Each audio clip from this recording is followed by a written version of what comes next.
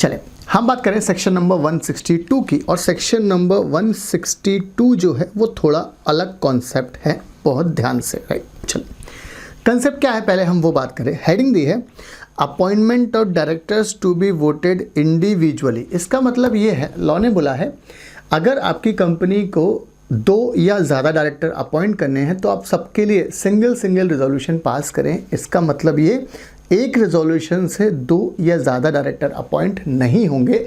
ये बात करता है सेक्शन नंबर कौन सा वाला है आपके पास, 162।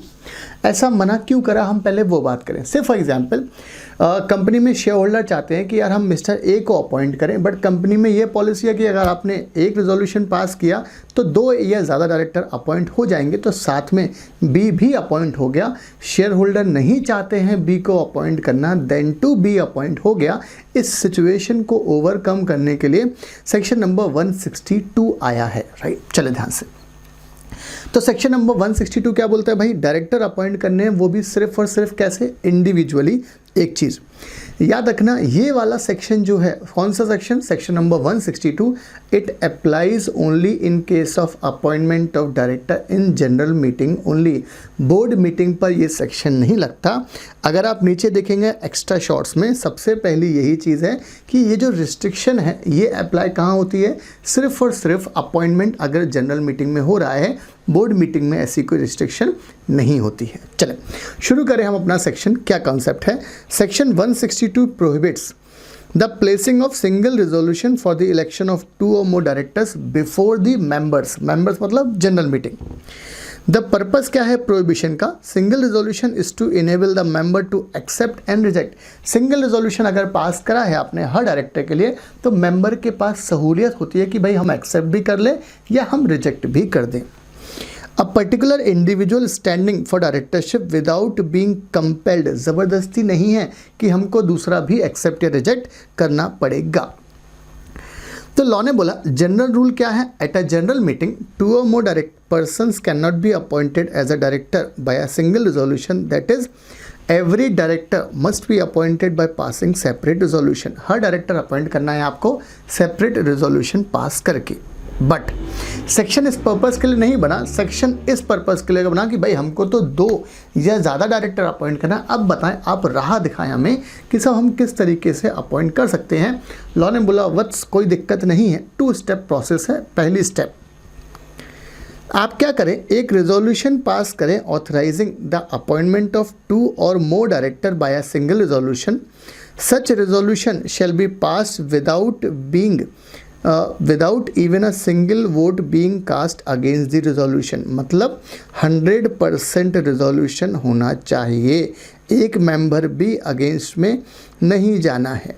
इसका मतलब ये हुआ, पहली स्टेप क्या है, अच्छा अगर आपको एक ही रेजोल्यूशन से 2 या ज़्यादा डायरेक्टर अपॉइंट करने हैं, लॉ ने बोला परमिसिबल है, सेक्शन नंबर 162 में प्रोविज़न है, बट इसमें 2 स्टेप फॉलो करने पड़ेंगे। पहली स्टेप क्या बोल रहा है कि आपकी कंपनी में सबसे पहले एक रेजोल्यूशन को मूव कराएं जनरल मीटिंग में, और उसमें एक भी बंदा, एक भी मेंबर अगेंस्ट में वोट नहीं डालना चाहिए, 100% एब्सोल्युटली फेवर में होना चाहिए। पहला पॉइंट, अगर ये प्रोविज़न यस होता है तो फिर लॉ ने बोला है फिर आप सेकंड स्टेप फॉलो करें। फिर नॉर्मली जो ऑर्डिनरी रेजोल्यूशन लगता है for the appointment of director, फिर वो पास करें। Then pass a resolution appointing such director, that is 2 or more directors by single resolution. Such resolution shall be pass as a ordinary resolution. फिर आप ordinary resolution pass करें। अब एक चीज़ important, exam में क्वेश्चन आएगा आपको सेक्शन नंबर 162 के ऊपर, उसमें डायरेक्टली बोल देगा वो कि भाई कंपनी में हमने 2 डायरेक्टर को हमने एक रेजोल्यूशन मूव किया, उस रेजोल्यूशन में 2 डायरेक्टर अपॉइंट हो गए, किसी भी शेयर होल्डर और ऑर्डिनरी रेजोल्यूशन पास हो गया। याद रखना इसका आंसर गलत है क्योंकि ये वॉइड है, ये कॉन्ट्रावेंशन है सेक्शन 162 का। पहली स्टेप फॉलो नहीं किया आपने डायरेक्टली 2 या ज़्यादा डायरेक्टर का रिजोल्यूशन जो मूव किया है कंपनी में, और उसमें भले ही शेयर होल्डर ने ऑर्डिनरी रिजोल्यूशन करके अप्रूव भी कर दिया, लॉ ने बोला गलत है ये, this is a contravention of section number 162। आपको सबसे पहले एक रिजोल्यूशन मूव करना पड़ेगा जिसमें सारे के सारे मेंबर्स अग्री हों, 100% एब्सोल्युटली 100% होना चाहिए, सेकंड पॉइंट, देन आपको OR पास करना है, राइट। इसी तरीके का सवाल आता है एग्जाम में। आगे कॉन्सिक्वेंसेस क्या है 162 के। अब एक चीज़ और, जो भी कॉन्सिक्वेंस मतलब इसका मतलब 2 या ज़्यादा डायरेक्टर अपॉइंट हो गए हैं pass in contravention of section 162, right. अब ध्यान से, पहला वाला है जो भी अपॉइंटमेंट हुए वो सब के सब वॉइड हो जाएगा, राइट। अब इंपॉर्टेंट चीज़ है, it is immaterial as to whether any objection against the single resolution was raised in the meeting और नॉट। भले ही किसी ने ऑब्जेक्शन नहीं लिया हो तो भी अपॉइंटमेंट वॉइड हो जाएगा। लॉ बहुत स्ट्रिक्ट है इस पॉइंट पर कि भाई अगर ऑब्जेक्शन नहीं लिया और एक बार अगर पता चला तो भी अपॉइंटमेंट क्या हो जाएगा, वॉइड हो जाएगा। एक पॉइंट। दूसरा, ऑटोमेटिक अपॉइंटमेंट ऑफ डायरेक्टर का प्रोविज़न अप्लाई नहीं होगा। ऑटोमेटिक अपॉइंटमेंट नहीं होता है कुछ भी, भाई जो होगा वो 152 सबसेक्शन 7 की बात करें हम।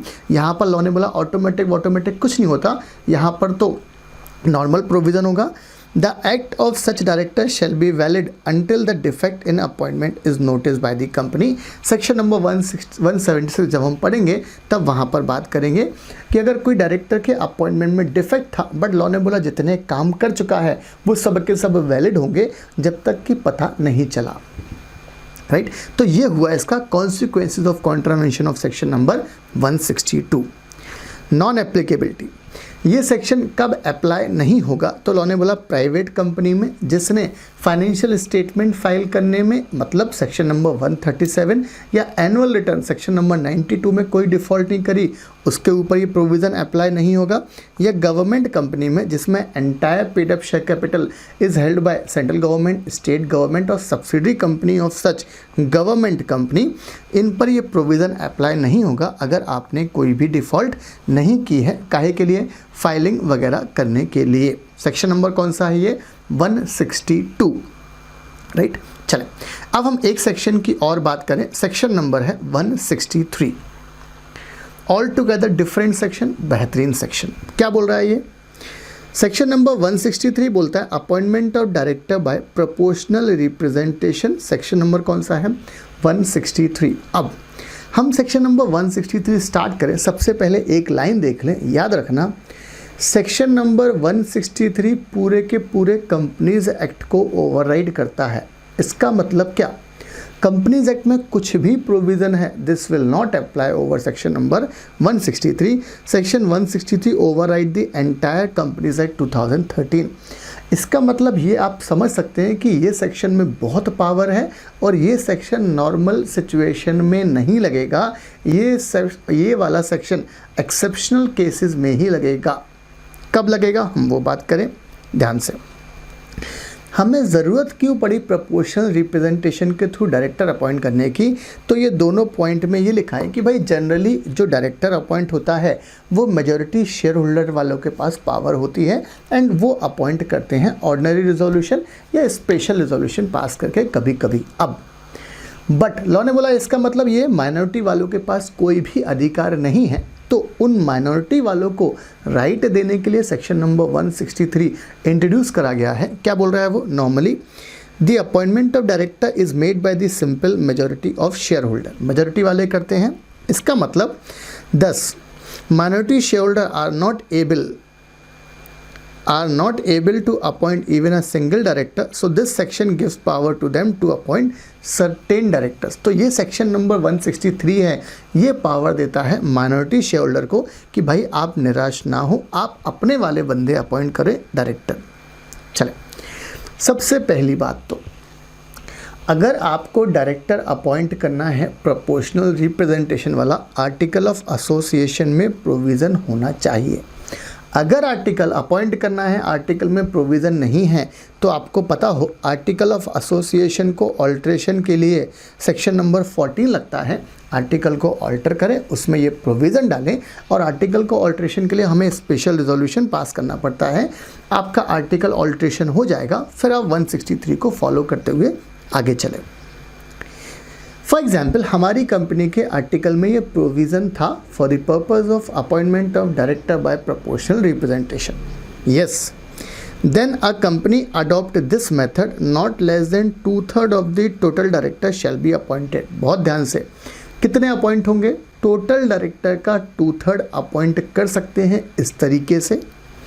The appointment of director by proportional representation shall be made once in every 3 year. 3 साल में एक बार ये माइनॉरिटी वाले अपनी पावर को एक्सरसाइज कर सकते हैं। हर साल का कोई चक्कर नहीं है, 3 साल में आपको एक बार रहेगा, या यूँ बोले हम कि आपने जो अपॉइंट किया है वो व्यक्ति 3 साल के लिए अपॉइंटेड रहेगा।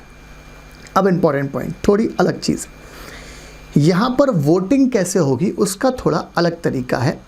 जो भी यहाँ पर वोटिंग का तरीका है उसके 2 तरीके दिए, voting by single transferal vote या cumulative voting, right. Single transferal vote क्या होता है, क्यूमुलेटिव वोटिंग कैसे होती है, हम इन दोनों को जिक्र करें। पहला single transferal vote.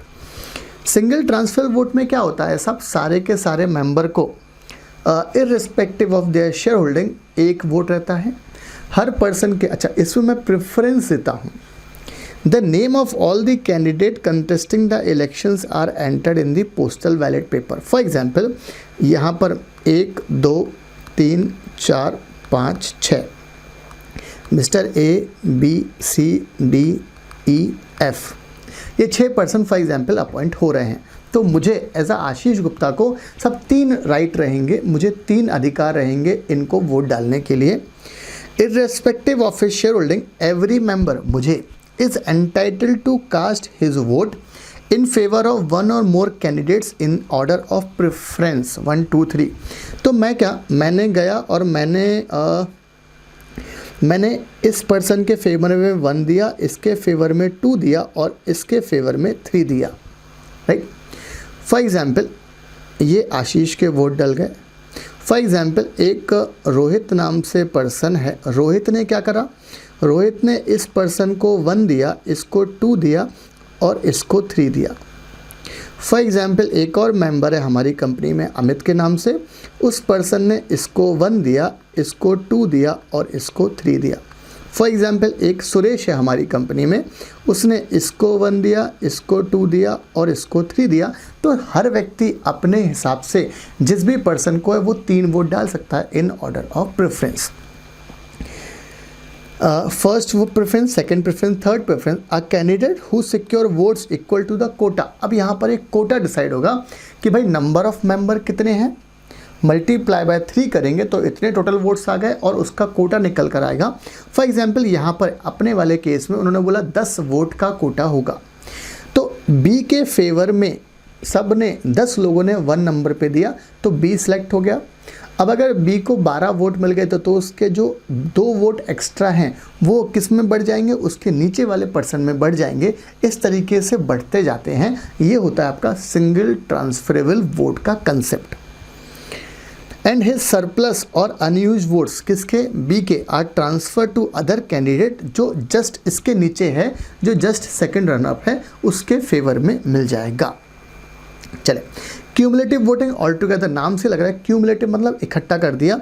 In this system the number of votes to each member is entitled to, एक मेंबर को कितने वोट रहेंगे मल्टीप्लाई करेंगे हम नंबर ऑफ शेयर्स जितने हैं उसके पास और डायरेक्टर जितने अपॉइंट करने हैं। फॉर एग्जांपल एक कंपनी है उसको 8 director proportional representation through appoint करने हैं 15 डायरेक्टर में से।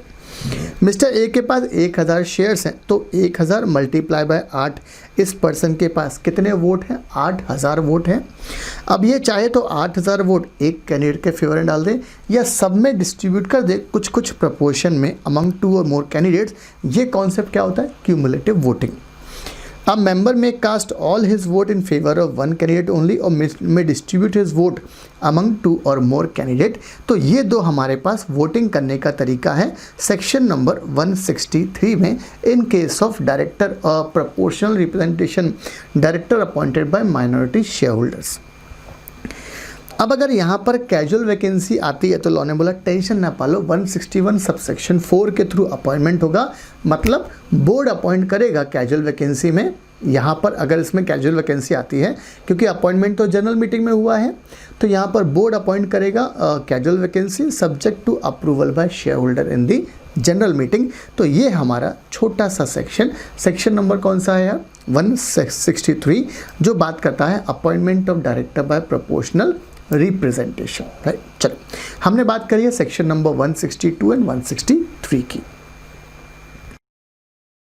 सेक्शन है, सेक्शन नंबर 164 है, और सेक्शन नंबर 164 बात करता है disqualification for appointment of director. बहुत ध्यान से, बेहद इंपॉर्टेंट सेक्शन है, एग्जाम में क्वेश्चन बहुत बार इस पर सवाल आया है, राइट। ध्यान से हम बात कर रहे हैं सेक्शन नंबर 164, और सेक्शन नंबर 164 बात करता है disqualification for appointment of director, कि सब आपके डायरेक्टर में अपॉइंटमेंट होना है तो क्या क्या डिस्क्वालिफिकेशन लगने वाली है, वो चीज़ हमको याद रखनी है, राइट। चले ध्यान से हम सेक्शन को स्टार्ट करें। सब सेक्शन 1 है, जो इसमें ढेर सारे पॉइंट हैं। पहले हम इन पॉइंट को नंबरिंग कर दें जो लॉ में लिखी है। ये है आपका A point, this is your B point, C D important one, E F G and इसको हम एच और आई, वो 2 सेक्शंस में इन्वॉल्व हैं। बस चलें शुरू करें।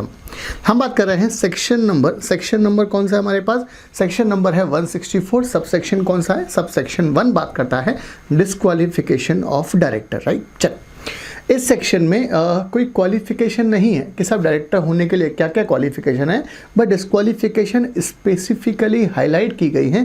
ये चीज़ हमारे लिए इंपॉर्टेंट है। तो पहली वाली डिस्क्वालिफिकेशन क्या बोलता है कि जिस भी पर्सन को डायरेक्टर बनने आना है, अगर वो पर्सन अनसाउंड माइंड डिक्लेयर कर दिया गया है, वो भी किसके द्वारा, कोई भी कॉम्पिटेंट कोर्ट के द्वारा, ऐसा पर्सन डायरेक्टर नहीं बन सकता। पहली बात, किसी भी कोर्ट ने, किसी भी कॉम्पिटेंट कोर्ट ने अगर किसी पर्सन को अनसाउंड माइंड डिक्लेयर कर दिया है, वो पर्सन डायरेक्टर नहीं बन सकता। ये चीज़ याद रखना है।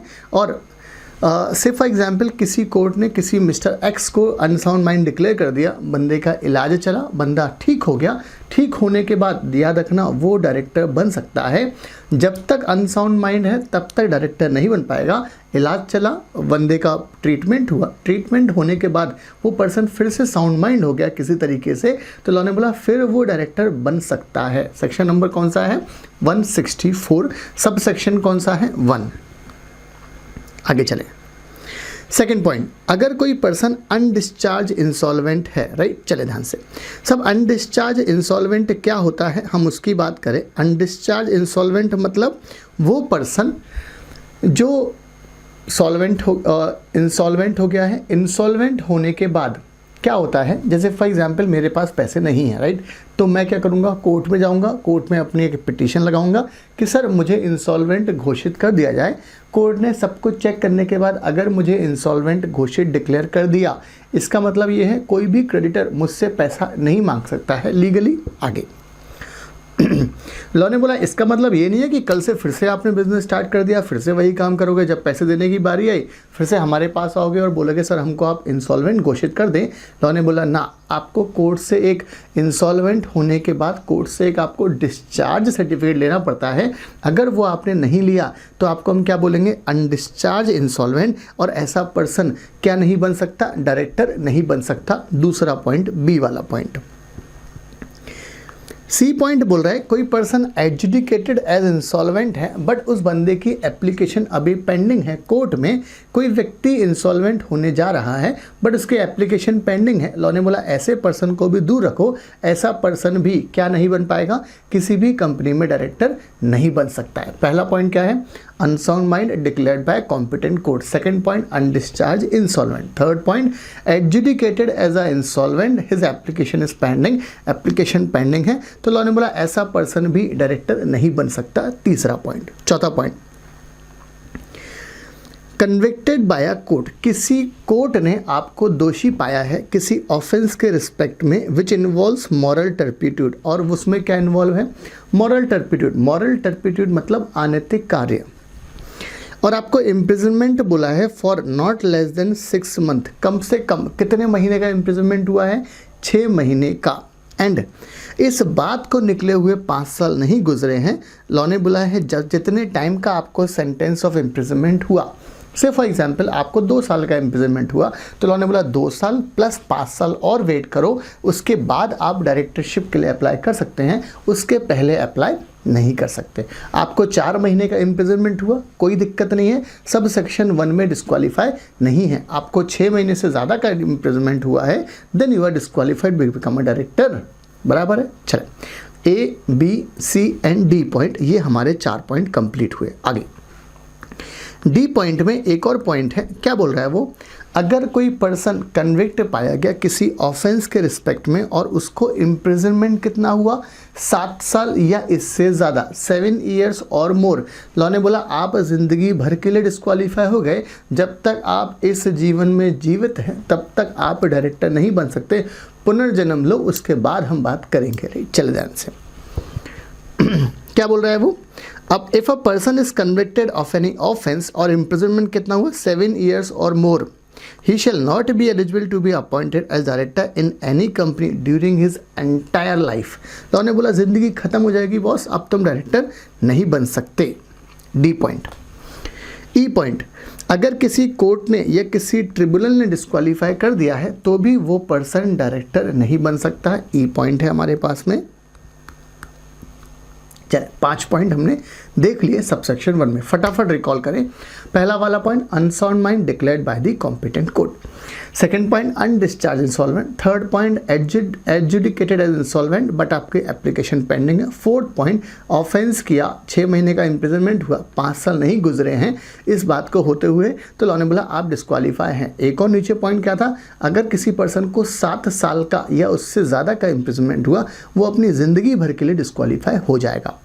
5वां पॉइंट क्या बोल रहा है, अगर किसी कोर्ट ने या किसी ट्रिब्यूनल ने आपको डिस्क्वालीफाई कर दिया तो फिर आप डायरेक्टर नहीं बन सकते। आगे, कंपनी के आपने शेयर्स एक्वायर करे हैं और उन शेयर्स के रिस्पेक्ट में आपने कॉल मनी नहीं दी, कंपनी नोटिस भेज आ रही है भाई साहब first call second call, first call second call दे दो, आपने कुछ नहीं दिया और ये ड्यू होने से 6 महीने निकल गए। लॉ ने बोला 6 महीने निकल गए, आप डायरेक्टर नहीं बन सकते, आपको हम डिस्क्वालीफाई करते हैं। राइट, ध्यान से। अब इसमें थोड़ी सी हम बात करें, मतलब अगर पर्सन ने पैसा दे दिया तो फिर वो डायरेक्टर बन सकता है। जब तक पैसा नहीं दिया और 6 महीने निकल गए हैं और फिर आपने पैसा नहीं दिया तब तक आप डिस्क्वालीफाई रहेंगे। जी पॉइंट, अगर कोई व्यक्ति दोषी पाएगा with respect to any offences, जिसमें सेक्शन नंबर कौन सा लग रहा है यार, सेक्शन नंबर 188 है, जिसमें बात करेंगे हम रिलेटेड पार्टी ट्रांजैक्शंस की, और ये आपने कब करे हैं, at any time during the last preceding 5 years, पिछले 5 साल में। आज आप 2020 में आप डायरेक्टर बनने जा रहे हैं, डायरेक्टर के लिए अप्लाई कर रहे हैं, बट लॉ ने बोला पिछले 5 साल में आपने क्या नहीं करा है, पिछले 5 साल आज से प्रीवियस 5 ईयर्स में 2016, 17, 18, 19, 20, 16 से लेकर 20 में अगर आपने कोई 188 वाला ऑफेंस किया with respect to related party transaction तो फिर आपको हम डायरेक्टर डिस्क्वालीफाई कर देंगे, आप डायरेक्टर नहीं बन सकते। या फिर किसी पर्सन ने 165 या 152 का डिस्क्वालिफिकेशन किया, ऐसा पर्सन भी डायरेक्टर नहीं बन सकता। सेक्शन नंबर 165 बात करता है कि एक पर्सन मैक्सिमम कितनी कंपनी की डायरेक्टरशिप ले सकता है। नॉर्मली वहाँ पर कंसेप्ट है 20 कंपनीज की, उससे ज़्यादा है तो डिस्क्वालीफाई हो जाएंगे। 152 में अपॉइंटमेंट की बात करी गई है, कंसेंट एंड डिन की बात करी गई है। राइट, चल, तो ये हमारे पास सब सेक्शन 1 है जो बात करता है कि भाई आप डायरेक्टर नहीं बन सकते। सब सेक्शन 1, सेक्शन नंबर कौन सा है, 164। हमने सारे के सारे पॉइंट पढ़े हैं। एग्जाम में सवाल पूछता है वो आपसे, खासकर से जो डी वाला है यहाँ पर 6 मंथ का है। आपको बहुत सारे सवाल आपने देखे होंगे एग्जाम में, वो 6 हफ्ते लिखता है, यहाँ पर 6 महीने की जगह कहीं कहीं हम कंफ्यूज हो जाते हैं, तो ये चीज़ हमको बहुत ध्यान में रखनी है। चल, अब हम बात करें सब सेक्शन 2 की, और सब सेक्शन 2 थोड़ा सा ज़्यादा टेक्निकल है। सेक्शन नंबर 164 सब सेक्शन 2 की बात करें, ये अलग तरीके की डिस्क्वालिफिकेशन है। क्या बोल रहा है वो, अच्छा, इस डिस्क्वालिफिकेशन में हम 2 पॉइंट बात करेंगे, एक है ए पॉइंट और एक है बी पॉइंट। ये दोनों पॉइंट को ध्यान में रखना है। पहला पॉइंट, नो पर्सन और a director of a company which has not filed financial statement और annual return for any continuous period of 3 financial year. किसी भी कंपनी ने अगर फाइनेंशियल स्टेटमेंट या एनुअल रिटर्न पिछले 3 साल में लगातार 3 साल तक फाइल नहीं करा तो आप डायरेक्टर डिस्क्वालीफाई हो जाएंगे। चले without wasting any further time हम फटाफट इसको समझते हैं कि कॉन्सेप्ट क्या बोल रहा है। फॉर एग्जाम्पल एक कंपनी है सब ए लिमिटेड,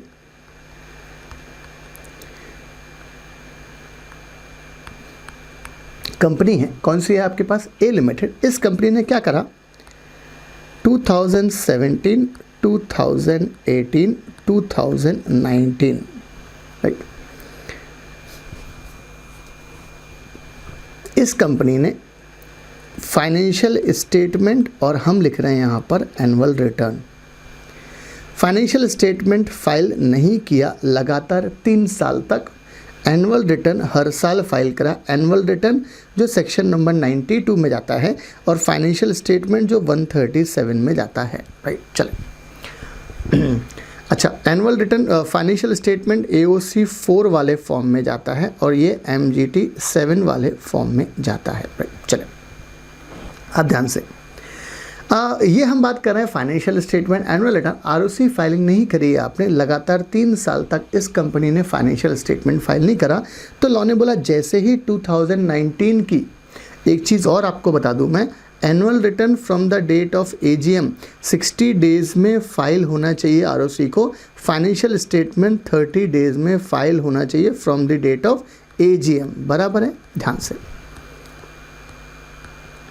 ये आपको पता होना चाहिए। क्या कंसेप्ट है, लॉ ने बोला है अगर आपकी कंपनी को हर कंपनी को AGM की तारीख से 60 डेज़ के अंदर एनुअल रिटर्न फाइल करना पड़ता है as per section number 92 and आपको 30 डेज़ के अंदर फाइनेंशियल स्टेटमेंट फाइल करना पड़ता है एज़ पर सेक्शन 137 राइट। आपने फाइल नहीं किया, इट मीन्स व्हाट, तो लॉ ने बोला अगर ऐसा हुआ है कि आपने फाइल नहीं करा तो जैसे ही 2019 की अगर हम इसको स्पेसिफिक डेट के हिसाब से बात करें तो इसकी 2019-20 की फॉर एग्जांपल 30 सितंबर की डेट आ रही है। 30 सितंबर से 30 दिन कब ख़त्म होंगे आपके, फॉर एग्जाम्पल 29 अक्टूबर 29 अक्टूबर को फाइनेंशियल स्टेटमेंट फाइल करने की लास्ट डेट थी, आपने फाइल नहीं करा। लॉ ने बोला जैसे ही ये डेट निकल गई, जो इस तारीख को डायरेक्टर है मेरी कंपनी में वो सब के सब डिस्क्वालीफाई हो जाएंगे एज पर सेक्शन 164 सबसेक्शन 2। बहुत ध्यान से। अच्छा, और क्या केस हो सकता है, हम डिफरेंट कलर का पेन ऑप्ट करें। अब ध्यान से, फॉर एग्जाम्पल इसी वाले केस में मेरी कंपनी ने ये फाइल नहीं करा बट यहाँ पर फाइल कर दिया, 2019 में फाइल कर दिया, तो क्या डायरेक्टर डिस्क्वालीफाई हो जाएंगे ना। लॉ ने क्या बोला है, अगर आपने for any continuous period of 3 year लगातार 3 साल तक दोनों में से कोई भी चीज़ एक फाइल नहीं करी है लगातार 3 साल तक, तो जो उस तारीख को डायरेक्टर है then he is disqualified for a period of 5 years. बहुत ध्यान से काम का सेक्शन है।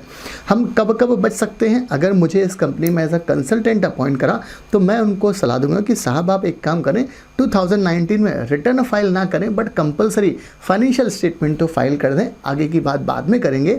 जैसे ही मैंने बोला फाइनेंशियल स्टेटमेंट फाइल कर दें, मेरे सारे के सारे डायरेक्टर सेव हो गए सेक्शन नंबर 164 सबसेक्शन 2 की डिस्क्वालिफिकेशन में।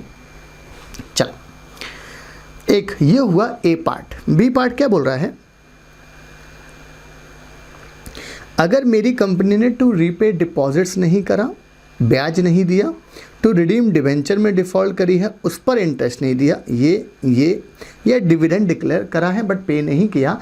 याद रखना 1 2 3 4 5। पहला क्या है, to repay deposits on interest thereon, to redeem the debenture and pay interest thereon, to declare the dividend। 1 2 3 4 5 ये 5 चीज़ें नहीं करी हैं, तो लॉ ने बोला इस वाले केस में क्या होने वाला है आप, और अगर ये डिफ़ॉल्ट जो है 5 वाली, इनमें से कोई भी डिफ़ॉल्ट की है और ये फेलियर कब तक कंटिन्यू होता है, 1 साल या ज़्यादा, तो फिर not eligible to be reappointed in the defaulting company और any other company for a period of 5 years from the date on which the said company fails to do सो।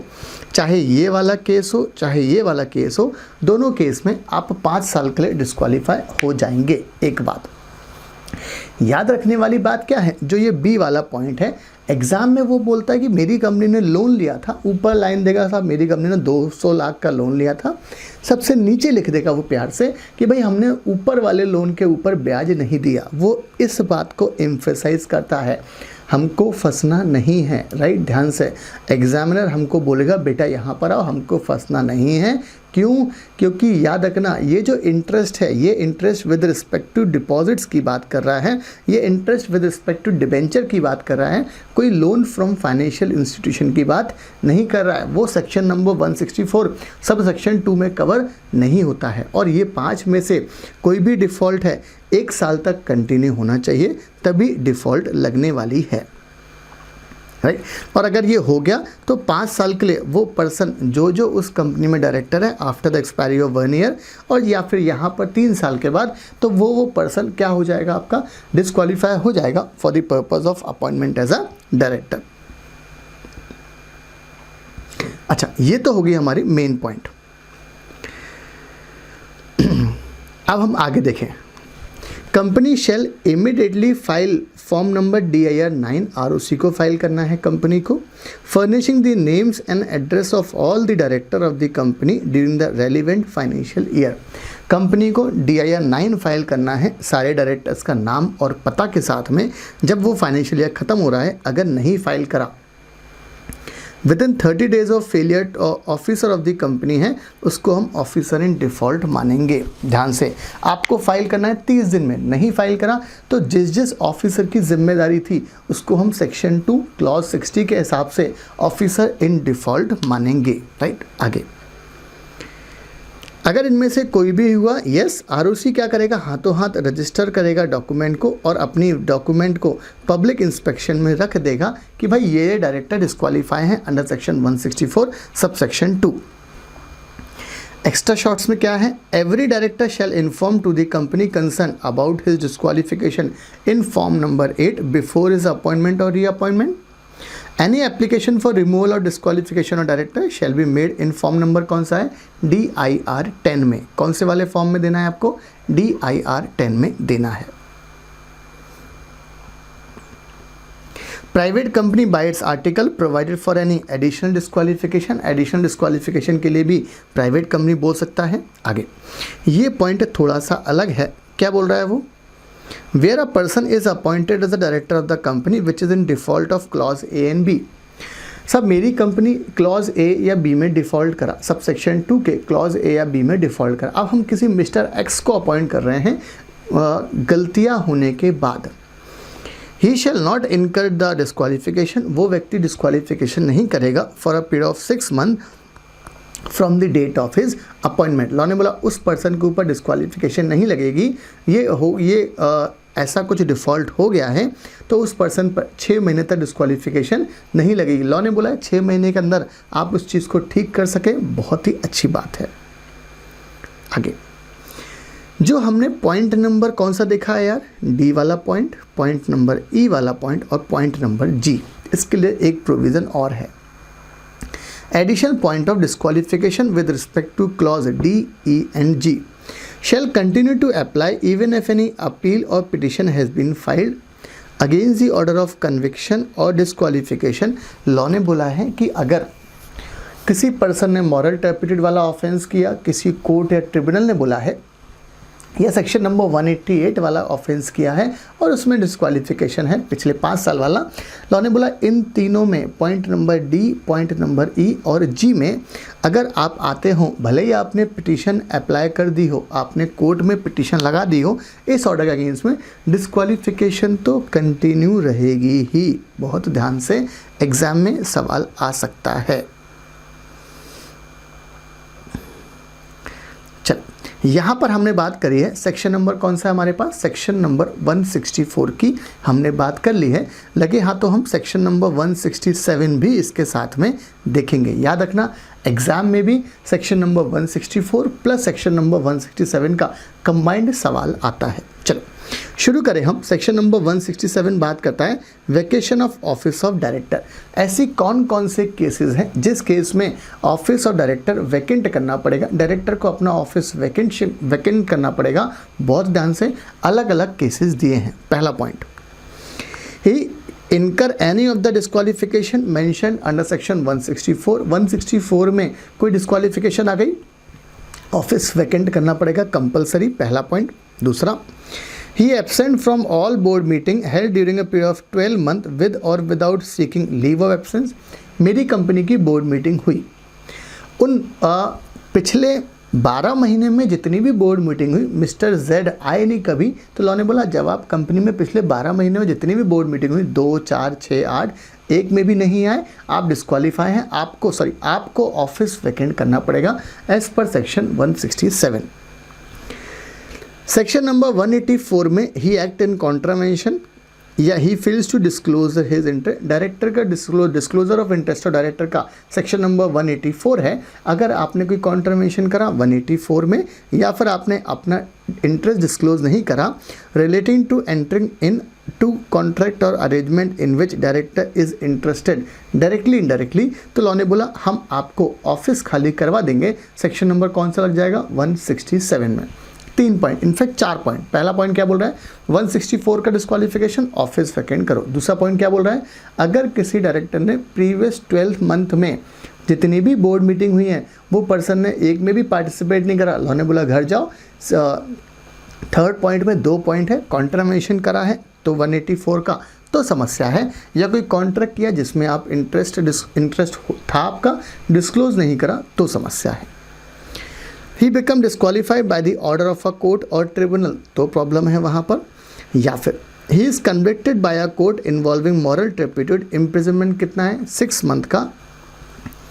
या फिर उस पर्सन को हमने रिमूव कर दिया है। सेक्शन नंबर सब रिमूवल ऑफ डायरेक्टर की बात करें, सेक्शन नंबर 269 है जो बात करता है रिमूवल ऑफ डायरेक्टर की। 169 है, 269 कहाँ से आ गया यार? डायरेक्टर को रिमूव करना है, राइट, तो वो 169 लग जाएगा। He is appointed as a director, कोई व्यक्ति डायरेक्टर अपॉइंट हुआ है क्योंकि उस कंपनी में वो कोई ऑफिस होल्ड करे था। इन दी होल्डिंग कंपनी, सब्सिडी कंपनी और एसोसिएट कंपनी, जैसे ही आपने वो एम्प्लॉयमेंट छोड़ दिया उस कंपनी में, लॉ ने बोला डायरेक्टरशिप की पोजीशन को भी वैकेंट करना पड़ेगा। थोड़ा सा अजीब प्रोविज़न है बट है तो है।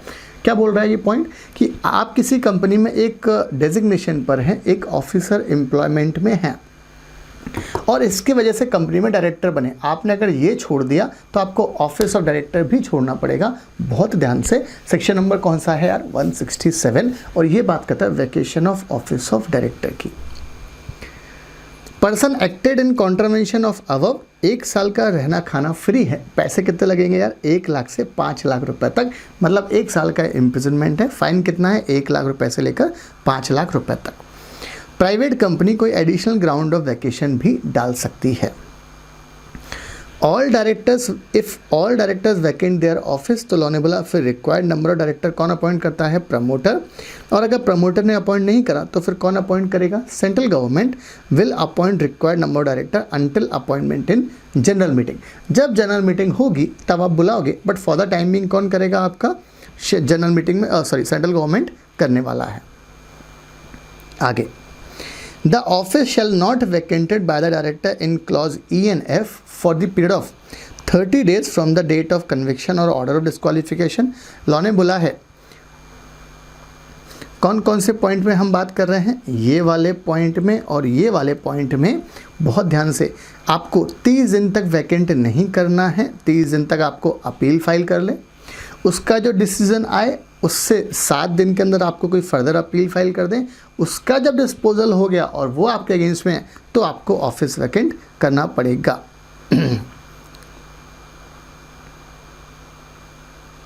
चल, 30 दिन का और 7 दिन का रिलैक्सेशन है, ये वाली चीज़ हमारे लिए इम्पॉर्टेंट है जो हमने बात की है। सेक्शन नंबर कौन सा है यार? सेक्शन नंबर है 167, राइट। बहुत ध्यान से, सेक्शन नंबर 167 यू भी बहुत इंपॉर्टेंट है हमारे एग्जाम पॉइंट ऑफ व्यू से।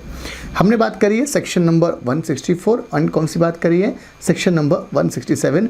एग्जाम में दोनों का कंबाइंड सवाल आता है, 2 क्वेश्चन ए और बी रहेगा 164 से रिलेटेड और 167 का सी वाला पॉइंट उससे रिलेटेड रहेगा। तो आपको ध्यान से दोनों सेक्शन का आंसर लिखना है कंबाइंड तरीके से।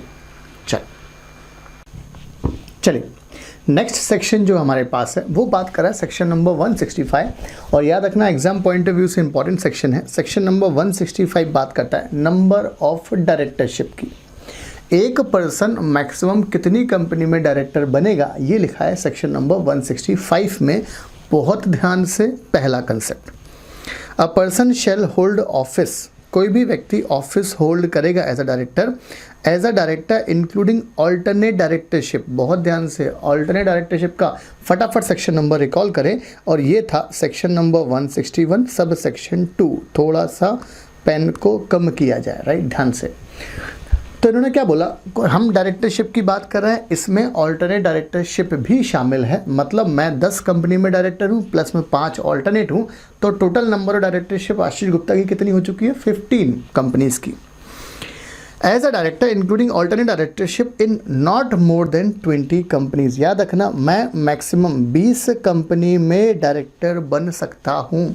आशीष गुप्ता रिलायंस में, टाटा में, TCS में, जुबिलेंट फूड में, ब्रिटानिया में, डीमार्ट में, मारुति सुजुकी में और हीरो में, इन कंपनीज में डायरेक्टरशिप है। तो लॉ ने बोला मैक्सिमम आप कितनी कंपनी डायरेक्टर बनो, 20 कंपनीज में डायरेक्टरशिप करो, और इस 20 की लिमिट में ऑल्टरनेट डायरेक्टरशिप भी शामिल है। एक बात,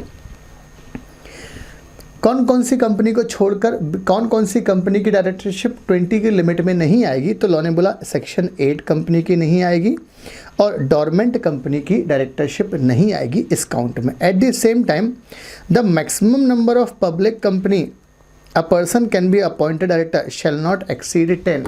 जो एग्जाम्पल दिया था उसको हम थोड़ा सा कम कर दें, मैक्सिमम 10 कंपनी होंगी पब्लिक वाली जिनमें मैं डायरेक्टर बन सकता हूं। इसका मतलब 10 पब्लिक 10 प्राइवेट अलाउड है, 20 की 20 प्राइवेट कंपनी अलाउड है, 20 की 20 पब्लिक कंपनी अलाउड नहीं है। सेक्शन नंबर कौन सा हमारे पास, सेक्शन नंबर 165 की हमने बात करी है।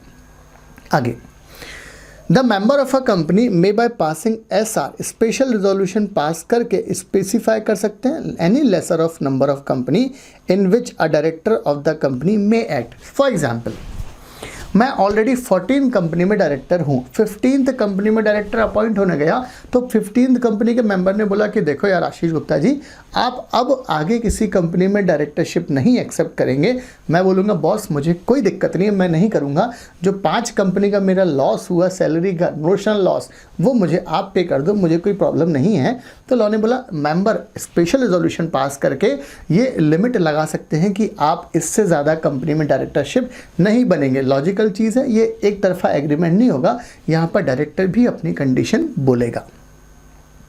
शेयर होल्डर ऐसा क्यों करेंगे भाई, वो चाहते हैं हमारी कंपनी पे ज़्यादा ध्यान दो आप, राइट। चले आगे, already having directorship in more than this limit. अब ऐसा हो सकता है कि कंपनी से 2013 आया, उसके पहले 1956 था, 1956 में एक्सक्लूडिंग ऑल्टरनेट डायरेक्टरशिप था, मतलब वहाँ पर नंबर ऑफ कंपनीज़ में ऑल्टरनेट डायरेक्टरशिप को काउंट नहीं किया करते थे। तो हो सकता है मैं नॉर्मल रेगुलर 20 कंपनी में डायरेक्टर हूँ प्लस 15 कंपनी में मैं ऑल्टरनेट डायरेक्टर हूँ वहाँ पर एज पर कंपनीज एक्ट 1956। फिर आ गया कंपनीज एक्ट 2013, इसमें बोल दिया इंक्लूडिंग ऑल्टरनेट डायरेक्टरशिप, मतलब वो 20 + 15 नहीं हो पाएगा, ओवरऑल 20 ही रहेगा। तो अब ये वाली सिचुएशन से कैसे डील करना है, लॉ ने बोला यस, अगर ऐसा है आप 20 से ज़्यादा कंपनी में डायरेक्टरशिप है with in a period of 1 year from such commencement, मतलब आज ये प्रोविज़न का कोई लॉजिक नहीं है, सब 1 साल में जब से वो एक्ट आया है। choose not more than limit specified और resign his office as a director in other company। आपको आइडेंटिफाई करना है कि कौन सी कंपनी में हम कंटिन्यू करें। उन 35 कंपनी में से 20 नॉर्मल, 15 ऑल्टरनेट वाली, टोटल 35 हो गई मेरे पास। तो जब कंपनीज एक्ट आया उससे 1 साल के अंदर मुझे डिसाइड करना था कि भाई कौन सी कंपनी मुझे आगे कंटिन्यूशिप करनी है, और बाकी कंपनी में से मुझे रिज़ाइन करना पड़ता था। अब एक चीज़ बहुत इंपॉर्टेंट, मैंने रिज़ाइन कर दिया तो लॉ ने बोला आपका रेजिग्नेशन हाथों हाथ इफेक्टिव हो गया, effective immediately on the dispatch thereon to the company concern. भाई कंपनी ने एक्सेप्ट करा नहीं करा उससे मतलब नहीं है, डायरेक्टर ने एक्सेप्ट करा नहीं करा उससे मतलब नहीं, शेयर होल्डर ने एक्सेप्ट करा उससे मतलब नहीं है, आपने डिस्पैच कर दिया 15 कंपनी में रेजिग्नेशन। लॉ ने बोला हाथों हाथ हमने इफेक्टिव मान लिया। क्यों ऐसा लिखा है, अगर क्योंकि यहाँ पर नीचे पेनल्टी भी है, कि अगर 165 का आपने कॉन्ट्रावेंशन करा तो पेनल्टी आपके ऊपर लगने वाली है उस डायरेक्टर कंसर्न के ऊपर। अगर यहाँ ये वाला पॉइंट नहीं होता और शेयर होल्डर एक्सेप्ट नहीं करते तो बेचारा मैं तो पेनल्टी लग गई मेरे ऊपर। ध्यान से, intimate is choice made to by him to each company and the ROC also having jurisdiction. मेरी जिम्मेदारी, मुझे कंपनी को इंटीमेट करना पड़ेगा कि भैया अब मैं आपकी कंपनी में कंटिन्यू नहीं कर रहा हूँ, और हाथों हाथ आरओसी कंसर्न को भी अप्लाई करना पड़ेगा। No such person shall act as a director in more than this limit. Logical चीज़ है, हटने के बाद फिर इससे ज़्यादा मैं काम नहीं करूँगा। आफ्टर डिस्पैच ऑफ रेजिग्नेशन और after expiry of 1 year from the commencement of this act which ever is earlier. बराबर है, चले ध्यान से। तो ओवरऑल ये सेक्शन नंबर कौन सा है हमारे पास? 165। आगे 2 पॉइंट और हैं। For calculating the limit of public company in which a person can be appointed as a director, directorship in private company that are either holding company subsidiary of a public company shall be included। बहुत बढ़िया provision, सब तरफ से law मार रखा है। क्या बोल रहा है ये कि जब आपको 10 पब्लिक कंपनी है तो याद रखना नॉर्मल पब्लिक कंपनी 10 की लिमिट में शामिल होगी, बट अगर कोई प्राइवेट कंपनी है जो होल्डिंग है सब्सिडी है पब्लिक कंपनी की और उस प्राइवेट कंपनी में डायरेक्टरशिप है आपकी, तो उसको आपको पब्लिक कंपनी की डायरेक्टरशिप में काउंट करना है। मतलब ये हुआ, फॉर एग्जांपल मैं 20 कंपनी में डायरेक्टरशिप है मेरी, राइट। अब इसमें से 9 कंपनी है पब्लिक कंपनी, एक प्राइवेट कंपनी है जो सब्सिडरी कंपनी है किसी पब्लिक कंपनी की, और 10 है आपकी private company, normal private company, किसी की होल्डिंग सब्सिडी नहीं है।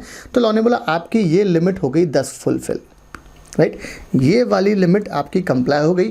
अब आप किसी नई पब्लिक कंपनी में डायरेक्टरशिप एक्वायर नहीं कर सकते। एक छोड़ो फिर एक पकड़ो, वो अलाउड है, एक साथ में अलाउड नहीं है, क्योंकि ये जो प्राइवेट कंपनी है, ये प्राइवेट कंपनी को हमने directorship in deemed to be a public company treat किया है। सेक्शन नंबर कौन सा है? 165।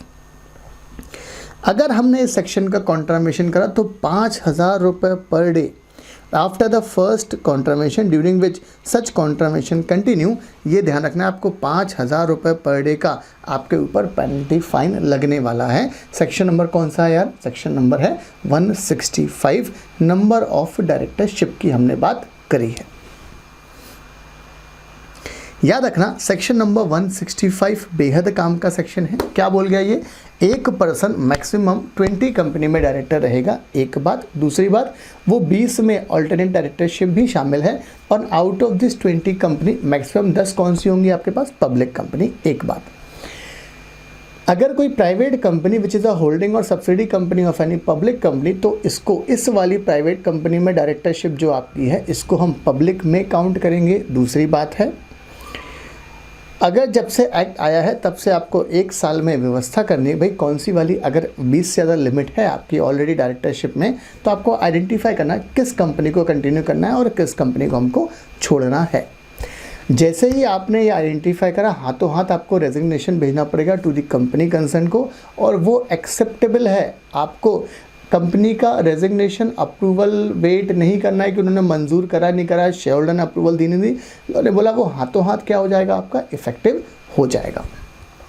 चल एक सेक्शन और देखें हम। सेक्शन नंबर इसके पीछे हमारे पास 166 और बहुत बेहद नाजुक सा सेक्शन है, छोटा सा सेक्शन है। Duties of director. Director shall act in accordance with the companies act AOA, इनके अकॉर्डिंग काम करना है आपको। Act in good faith in order to promote the object of the company for the benefit of member. Company के object के लिए काम करना है, कंपनी के बेनिफिट्स ऑफ द मेंबर में काम करना है। Exercise his duties with due and reasonable care, skill and diligence. Shall exercise independent judgement, right. 1 2 3 4 law ने बोला है। पहली बात क्या बोल रहा है? Act in accordance with the companies act and AOA के अकॉर्डिंग काम करना है, एक बात। Act in good faith in order to promote the object of the company for the benefit of member, वैसे काम करना है। Exercise his duties with due and reasonable care, skill and diligence. Shall exercise independent judgement. Director को कौन कौन से काम नहीं करना है? ऐसे काम नहीं करना है, situation involve in a situation in which he may have a direct और indirect that conflict of interest. Company के इंटरेस्ट में और आपके पर्सनल इंटरेस्ट में कोई ऐसा कॉन्फ्लिक्ट नहीं होना चाहिए, ऐसा काम बिल्कुल नहीं करना है। अचीव और attempt to achieve any undue gain advantage either to himself और टू हिज रिलेटिव, ऐसा भी काम नहीं करना है कि सब आपको अनड्यू गेन मिले आपके रिलेटिव्स को। असाइन हिज ऑफिस, ऐसा कोई असाइन किया है तो वो वॉइड माना जाएगा। चले, इंपॉर्टेंट पॉइंट है इसमें असाइनमेंट वाला ही इंपॉर्टेंट है। Prohibition of assignment of office, no director shall assign his office to any other person, any assignment of office made by the director shall be void. क्या मानेंगे उसको हम? वॉइड मानेंगे। एक बात, if a director of the company contravent the provision of section 166, अगर आपने section 166 का कॉन्ट्रावेंशन किया है, he shall be punishable with fine which shall not be less than ₹1 lakh but which may extend to 5 lakh rupees. 1 lakh रुपए से लेकर 5 लाख रुपए तक का आपके ऊपर पनिशमेंट लगेगा अगर आपने असाइनमेंट ऑफ ऑफिस किया है। सेक्शन नंबर कौन सा है यार? Section number 166। हमने बात करी सेक्शन नंबर 165 की और हमने बात करी है सेक्शन नंबर 166 की। करेक्ट।